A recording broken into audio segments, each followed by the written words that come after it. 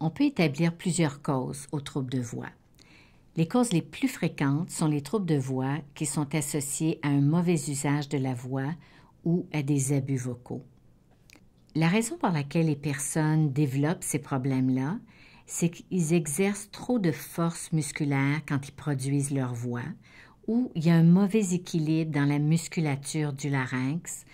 Il y a d'autres problèmes de voix qui découlent de conditions médicales.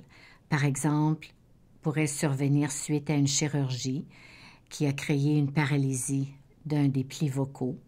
Ça pourrait être suite à une maladie comme le Parkinson, où on va remarquer qu'il y a un changement au niveau de l'intensité de la voix et la voix devient beaucoup plus monotone.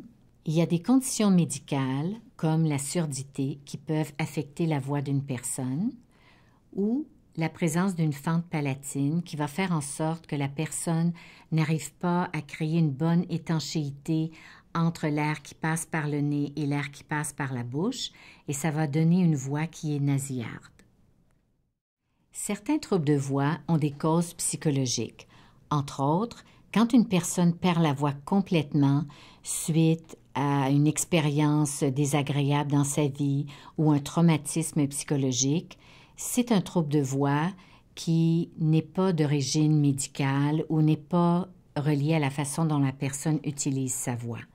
Donc, du jour au lendemain, la personne parle avec une voix chuchotée. Un autre problème de voix qui a une origine psychologique est le problème de mue de voix. On va retrouver ça chez le jeune garçon qui a une voix très aiguë, malgré le fait que tous les changements hormonaux ont lieu et que normalement sa voix aurait dû devenir plus grave.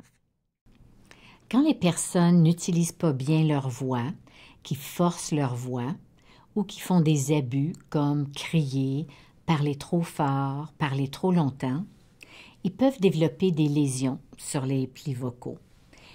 Les lésions les plus fréquentes sont des nodules et parfois des polypes.